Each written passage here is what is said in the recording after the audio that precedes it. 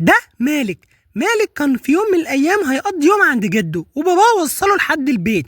اول ما دخل البيت عند جده قعد يدعبس في الحاجات بتاع جده، وفتح الدرج وطلع منها ريموت.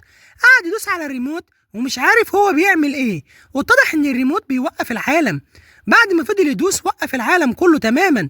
نزل الشارع والناس كلها كانت مشلولة ما بتتحركش، وكان مش فاهم هم ليه مش هيتحركوا.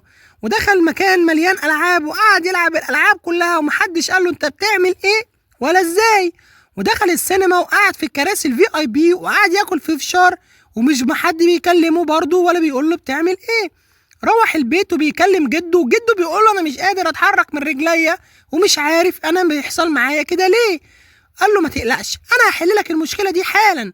وقام داخل المطبخ، قعد يلعب في المطبخ شوية علشان يشوف حاجة تساعده، وقام خارج تاني وقال لك خلاص أنا هلعب في الريموت والدنيا هترجع.